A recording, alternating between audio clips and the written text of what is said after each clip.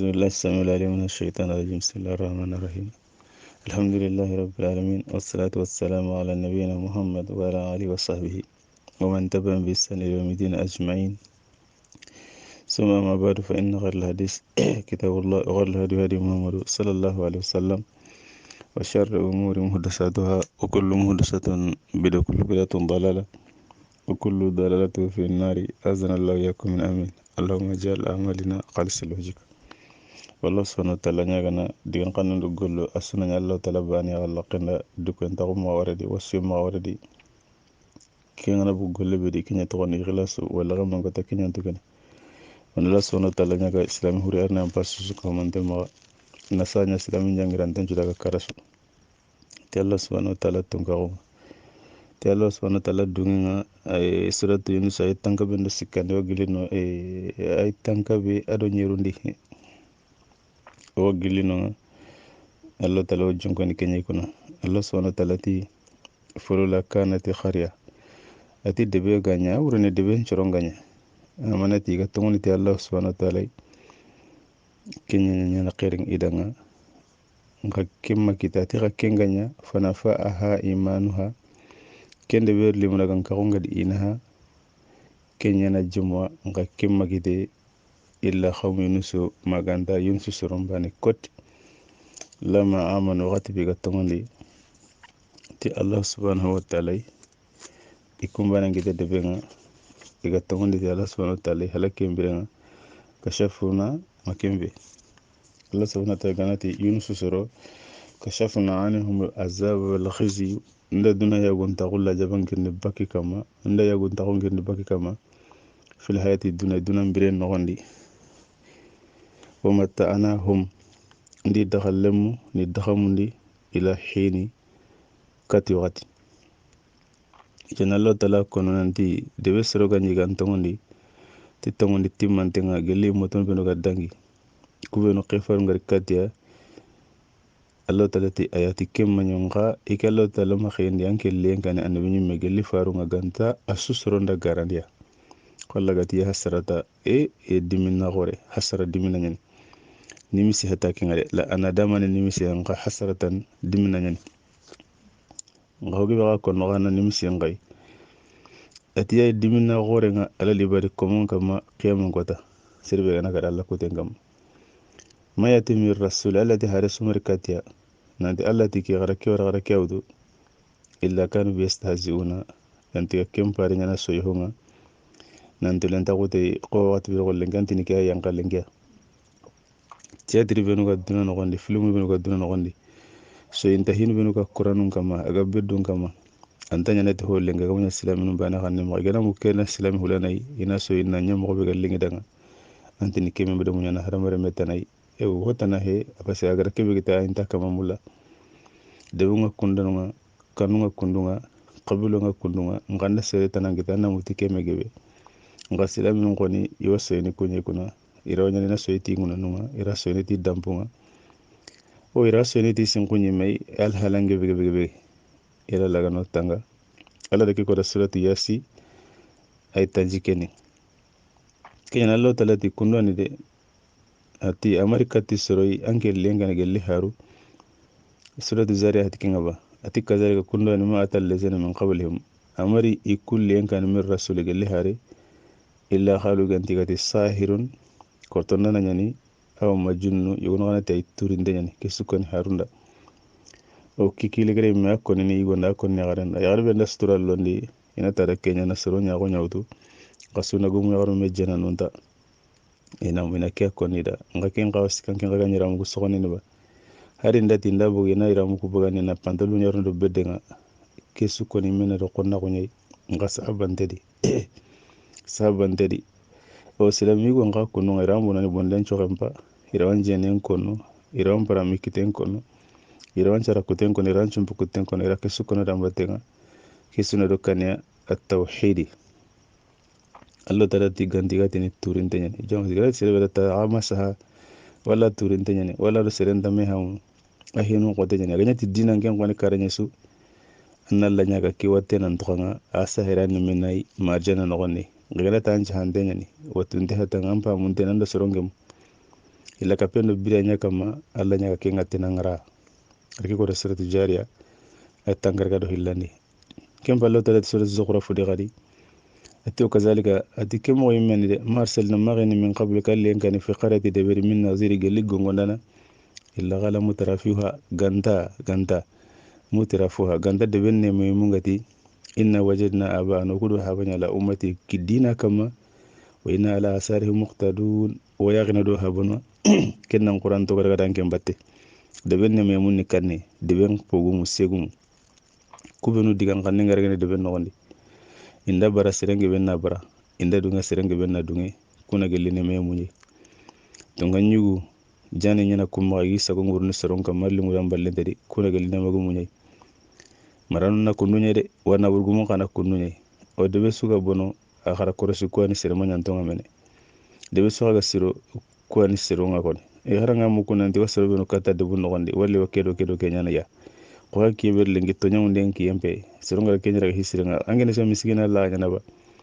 ayallante sunu digan kan ngare de ben no gondi hari de ben juga kan ya garam bin ngi kama anga ba kunya ga sengurni soron kama duna no gondi ngalaga mun ko tanga sen na wuri hakama ti ganta de ben memu ngaba haba mun ay no gondi miskina nga kure ne nan ko hi meya igande ntamma mi gana kinanga munon tanga min da kinanga dorken tamma kompen tamma kadina ngar de ben no gondi anke nyanyele na dina ko mun bonon dina ndar de ben no gondi dina ko na gonna nyama dina ndar de ben no gondi anyana dina ko mun laga ni rakatu ikhwana غير انت كان فسالة الا غالا مترفوها قامت غانتا مسكين ngatini la nganga illa hayna gari miskin nga hilla kapen na gebeni ay dina ntanga na gebeni miskin gari hata durunga la ngaro debenga har ko ta ma hon ta kan no gondi ken tampen kampanye de ho hon tanke ma amara la galen qawtu la mo godante le man ko lada haban kille o hamna no gondi korte nyani a burburu nyani wa ho maramar mun to gindi im hakke berlengi ken haban kille gay sira propaganda no irenya habuna ma tinta walla ho burenya na kaga mara duna anta la qiyama onta sino le nyaare na burenyi gem palle asura nyi haba ma ko yima delle muray inna wajadna ala umudi nyi dina kama irenyi haba irenyi le nyaare na burge gay in qayna war amanya tanagati ngana ngana kara warna tanagati mbagandi ho ga kama asura kenyi haba ma so renta kendi de ko ngana kenyi warna sira ngani hurundak asura kenyi haba ma qasanen tamunya guru na jino laga ni katu mamman kanganti ni habbo gene yugo jamani yugo no kana tay khadi gande ngi benci qana yiga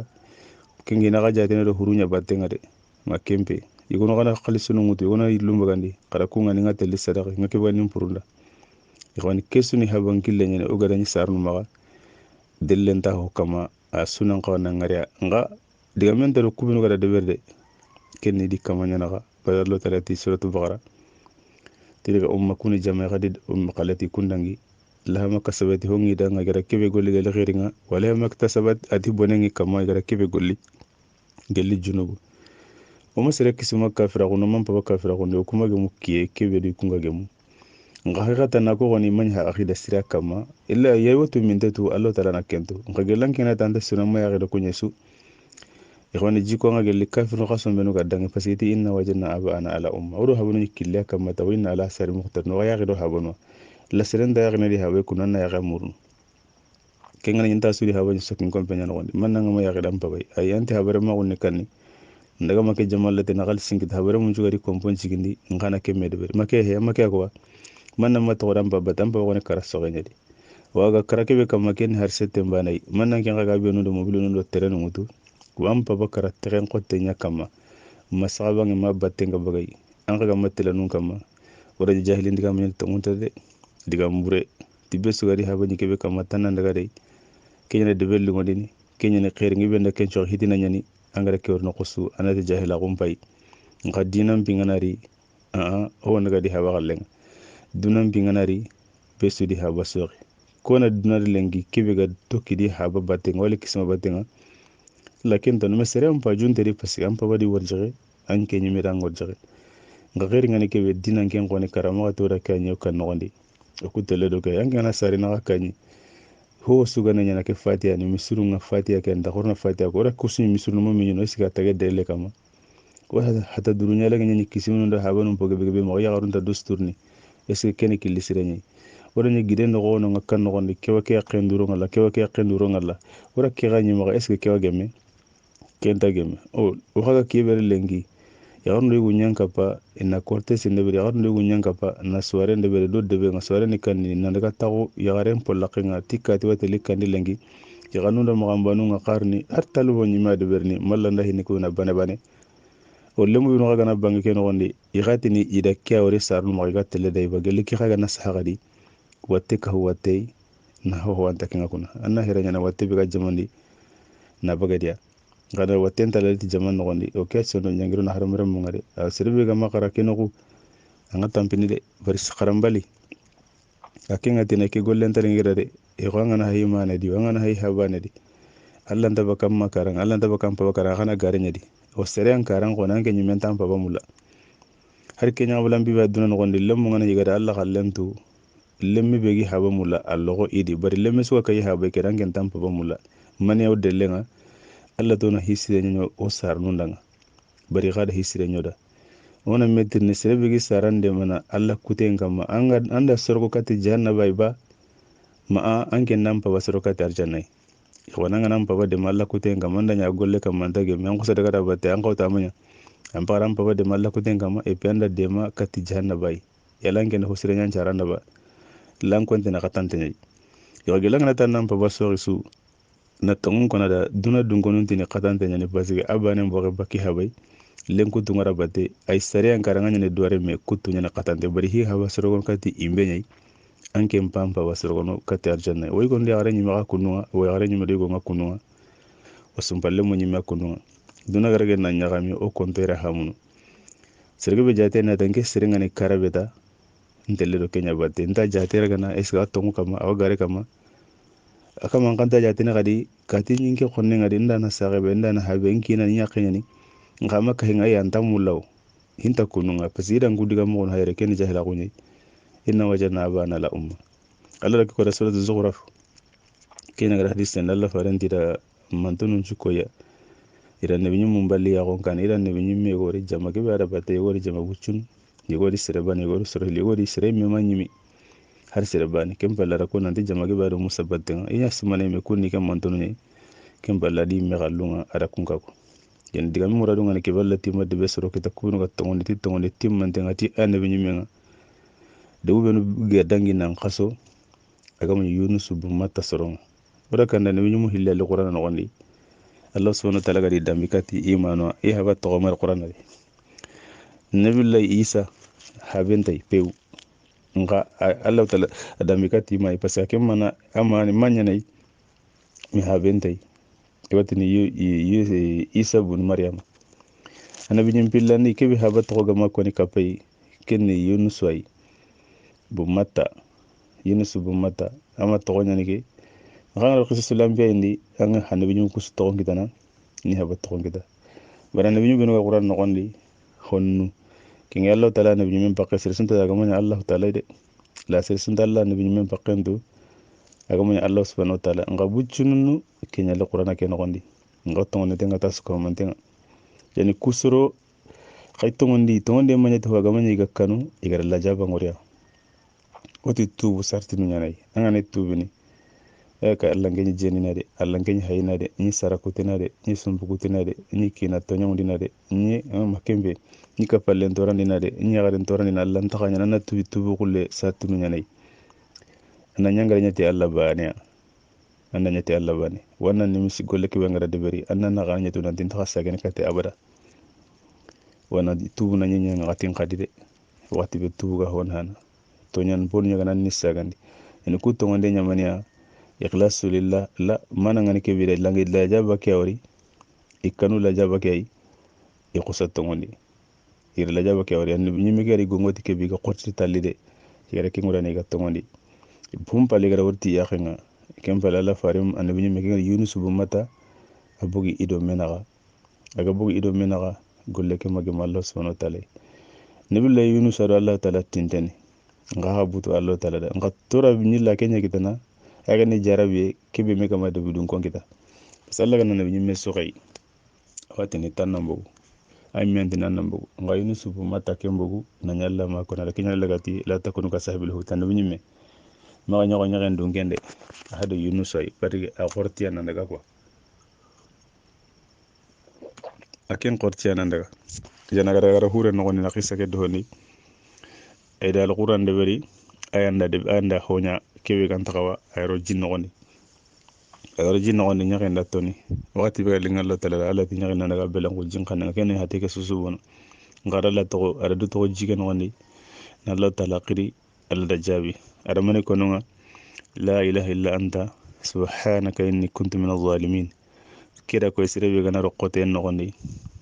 sunun no gondi hohoran tambaga ni modi rante jinarante ko nya Allah subhanahu wa ta'ala annake do ko ngan hona hana ko kebe agalla ga ma bane den khayla ka panan to sirno ke ngade an to sirno bidagu mere onon muwahhidu tauhid ngam ma gancho no men da la qindangulundi ngana roqote sudi ma jongo ho ken anna sirawato ngabagandi ken khallinga Allah subhanahu wa ta'ala sirawan linga lada yene Allah ta'ala ga bagandi atira jem puntindi akama yaqtin ila jem puntindi akama aken hoy itisirani ko hunto anu ngatu mo be goni yonkin ci hagum ka irawatu jengani kebe wa qabila nga gebe nyani kuna ki qabila be ga wuyin su bumata kama siangen dattu gene kuna ken ci gallo tara huntinda kama anakisi geli senga ayo warati ni ke senga watenya ne yo senga kambo hillane karabane ke watenge karabane ke sahangano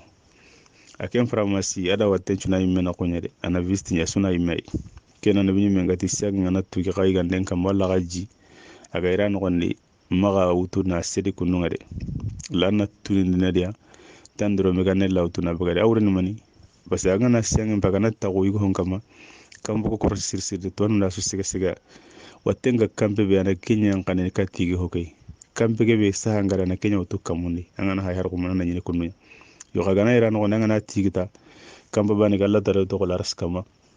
akambe bani ke be gar wattenga re bani ngajarna alla farentu kunu ona ke to docteur nga ko ngasa sallu ina kamana soronga na posina nyari ana sukari kuna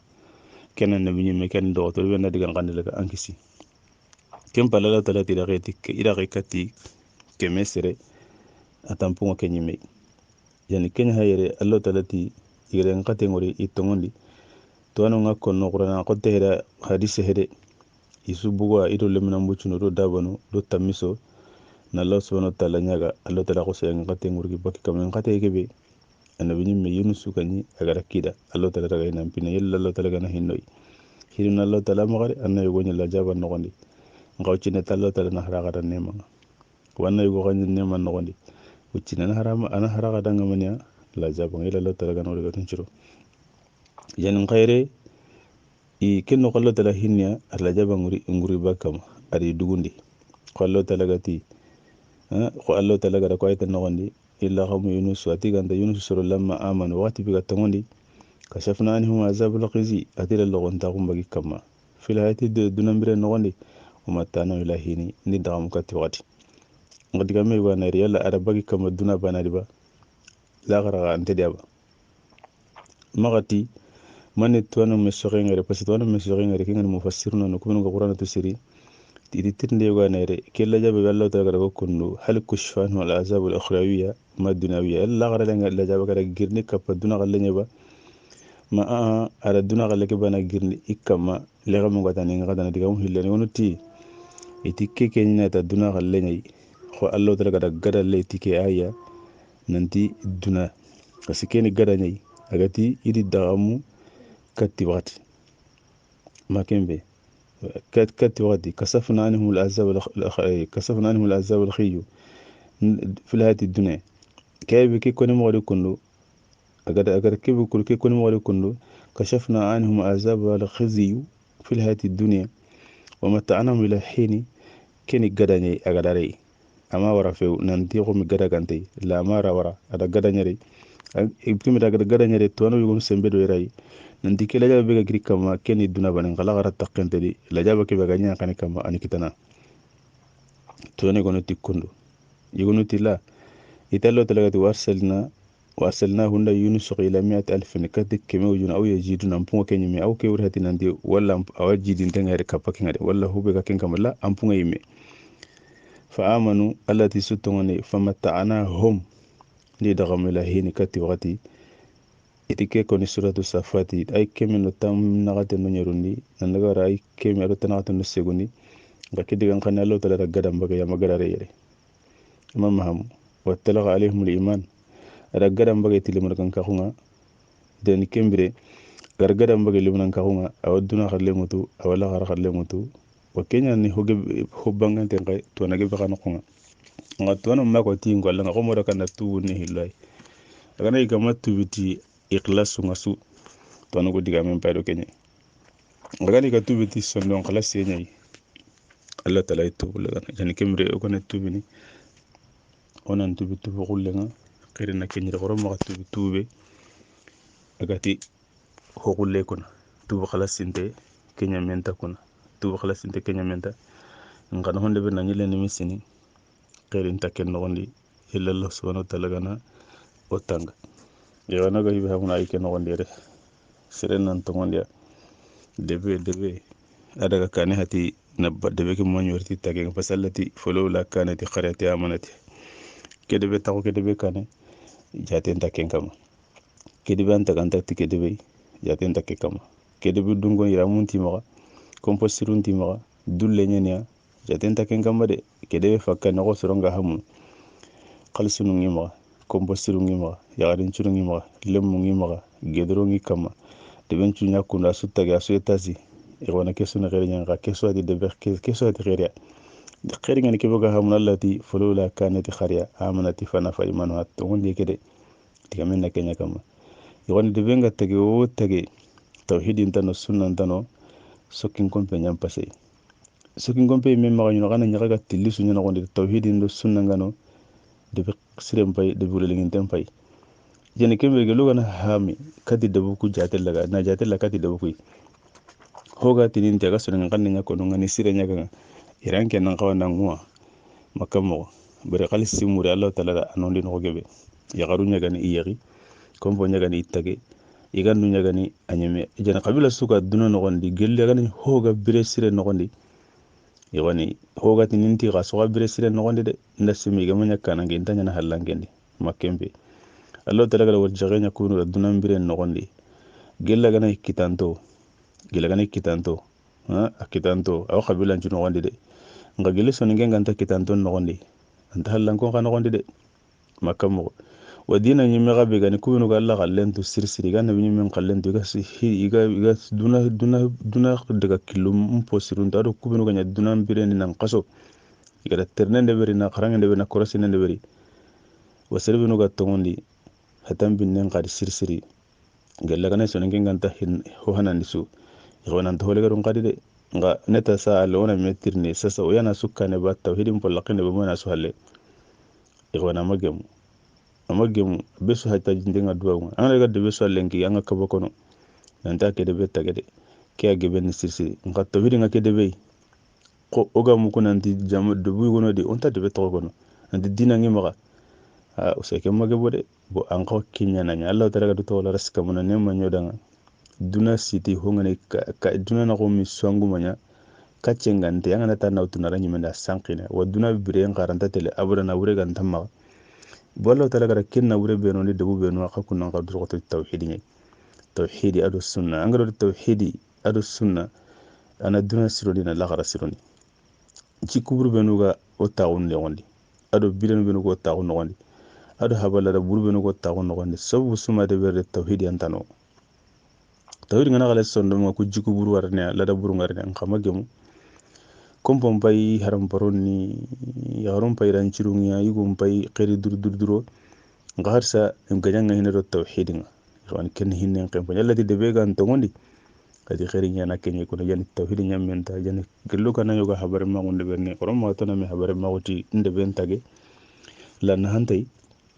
awre ati nanti de be kana tege hubrani de nga ona mula na kona nanti habare ma gumpa na nan nikani immo oku de ben na dinan kita o ganda sire hanundi ko tanya na hole gari ngai be son ka hamini tikay no ron ko ga woni kay nga gane hari mer nun ka ga hamini tikay mene jigu nga karang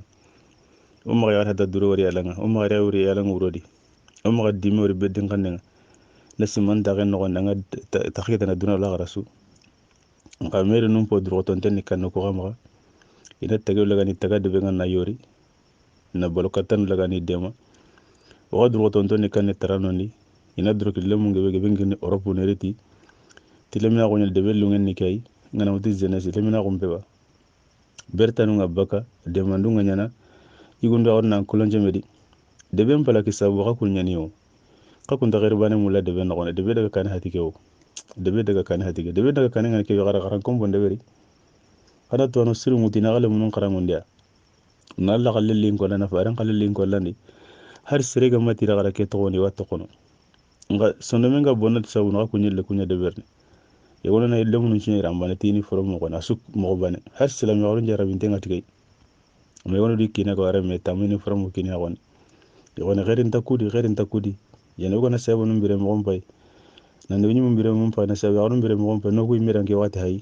antele tawanga wuna anji gande ke be kam hanga tanga kawai tali ngini kombe ke be ngana ko nanga kawa tas taganteni anga kawa de be ke be timo bilu no moto ngana gondi anga kutini asuno gondi kembiro ha moy no gondi nan tin nan tongondi nalla nyaba na ngal farin trekile kenya de bende ngene kane haraga ne nyame gan taxama o da ha moy no gondi nan ti kenya la yanki na dunari kina la yanki na lagara o le na ha moy no gondi anga kisni duna ya gun taxunga anga kisni lagara ga ya gun taxunga o ha moy no gondi sire kana tongonde potti mante tawhidi ga ma gare gan tedi anga sunna ga ma gare gan tedi duna miren khonda Allah wanyani ngala ga ko tanga anci turintenni waduna imeno ko ngato hirugo mun ko ngakunga to hanna nan anci turintenni o hamna in nogondi nanti serebenda tongondi en potti mantenga tambe be gan kama anyana magomi tambe tan kama kuna bari qiyam qalleke kenya menta wala na ham ay nogondi tawhidi yigibe be nyana da batenga nanti gelli nabillahi adam na naga wara nabillahi nuh na naga wara Allah fare sallallahu alaihi wasallam ho ga halaki asu halaki ga barat tawhidi kay ho ga radde man ngita asu ga tawhidi kay qorna mo gamene ne qaran qore ge hede diplôme ko bare ke hede la kembadi de ben sunna ni qorna simani kembere jaden ta ken kam jaden ga be kama na gollende beria na hanna ke ni koyi yana Allah taala hinu na Allah taala ma wallahu taala nya ga no xanna mi ngati na mal amal bi khawatima kullu natimi mo sire ni mo arna timi mo sire ni suka mo tendanga silami ga no qosu wasilami na nyanto gondi ara mare mengala hodi bela nan to ganati kenyede ibera dinan de mati to gon sankinde ni Allah taala nan to gana ibera dinan de mati nawure ni Allah taala nan to gana ibera dinan de mati jarande ni Allah taala na antu gana ibera dinan de mati kitabin qabar ni Allah taala na antu gana nga ogon ngol la ko be de berni nema yemu de benne memu okudanke wakati de kenni kubenu hogi maga wala hoy menti maga mesro maga honi maga taranon tak khore kendi de kada gasse ko nya ga kanu no gondi bari lengi ho sere na wure nya gamma andi kan kan ngara gani igamara gati alle warga na tina wure kebe gamma anga na sigi anka kedi haranga no kube gati amerika na kankari sukka to kan no gondi ahu gebe wadi awarne de yana sere su gara nan ngurun kulla ko anga de be ngaw anga tungo honne ke gamma na nyanto ko nandi kan kan ngara gani de ana se ko nya tawhidinga sere ma xila ka fanel taxa kandide hoga ko haynu kudo domanu kudo modinu anna kenga ja mogo suda mi bena tinti ken ka tokono annan kari baka kamandi kudo mania angaranta har de benju sirondini anka ke goni nanciro bari sere benda karanga ma xila ka fe toxan kandi ando xeri nga sere o sere gana karana xila ka pen toxan kandi ixwana magemu de ananyan toxoni ka ke karinan palle debi gume ngana karana xila ka pen toxi de ben noxondi yegoni de beke antanyan angara wori oga tino composure no gondi nga su sonda men bi intenga mewre makka mo asu butun tenga mewre angana be su tirni katira man yang kinga mamena wala katira man yang as khonna ko ngama anta yimetay hosiru kunna tikati antide ke sura ko nante tawhidin tamma islam lan takaro hilike tan koy kati sirani kati manya sondo bane no gondi ay tongunta di tawhidin ngana mo sire suma Allah on kisin na ha ngolunga on kisin na ha ko ndigan kannga wanki sini bono ni lenga wanki sini digamu hillik ko nen kay ngalengana digan cirungo kumena digan burungo lengana jiku sirande beri kumena jiku burande beri yogoni tawhidin tana ho sirani kenya ho tungunte ni kenya wa qabile go wadi be kunene de tijina gumu nyani awre ni mani lengina nyagali kumena ina mame ti siranda gilida jinna gumu nyani ikono ade tibire sere yogoni gare nyani tungunta ko hodi hoga nanya haram mare menga anga mamene me hoga manyanga Allah anta mamene yen lenga nga siro ne ko menanga jinna nundi yon gorna do ko rosi tawhidi kya me genten tawhid ngana sana baneta kanu ngalingono debu ngalingono kunna ngalingono bire ngalingono wal gam ngote ngadi asuna arjan nogondi arno sura arjan nogondi subhanakallahumma bihamdika ashhadu an la ilaha illa anta astaghfiruka wa atubu ilaik وصلى الله وسلم وبارك على نبينا محمد وعلى آله وصحبه ومن تبع بسر يوم الدين أجمعين إلا لنا بسكم أنتم